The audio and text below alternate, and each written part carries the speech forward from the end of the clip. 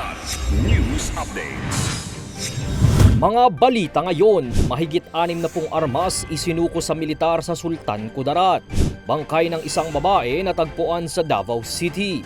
6 sugatan sa pagsabog ng LPG tank sa isang restaurant sa Davao City. Ako po si Cesar Soriano para ihatid ang nangungunang mga balita sa buong kapuluan ngayon. Aabot sa 61 mga armas ang isinuko sa militar sa ginanap na Political Candidates Forum sa 57th Infantry Battalion sa Lebac, Sultan Kudarat noong Huwebes, January 30. Ipinresenta ang nasabing mga armas bilang bahagi ng programa ng Political Candidates Forum and Peace Covenant signing at symbolic presentation of loose firearms ng munisipalidad ng Lebac. Layunin nitong ma-address ang issue ng loose firearms sa lugar na pangunahing instrumento ng karahasan.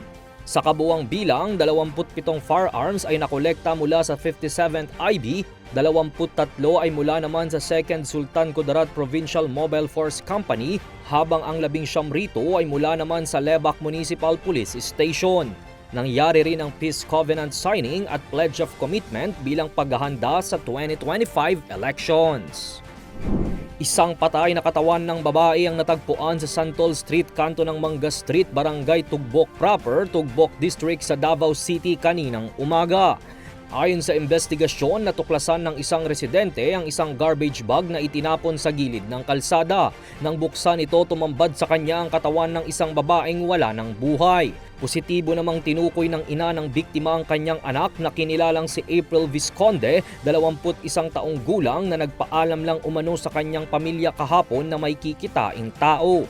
Patuloy naman ang ginagawang investigasyon sa insidente upang matukoy ang salarin at kung ano ang motibo sa krimen.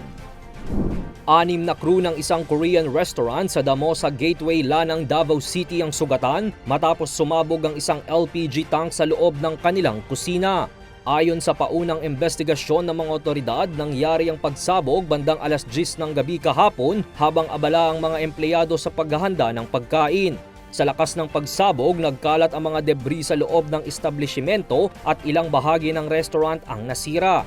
Agad namang rumesponde ang mga bumbero at emergency responders upang maapula ang sunog at ilikas sa mga sugatang empleyado. Ayon sa mga otoridad, nagtamo ng iba't ibang sugat sa katawan ng mga biktima, kabilang na ang paso at galos. Agad naman silang isinugod sa pinakamalapit na ospital para sa agarang lunas. Tinatayang nasa 360,000 naman ang halaga ng pinsalang idinulot ng insidente. Para sa Kidlat News Channel, ito si Jai Reyes, nag-uulat. Ako po si Cesar Soriano, kasama nyo sa bawat pagputo ng balita.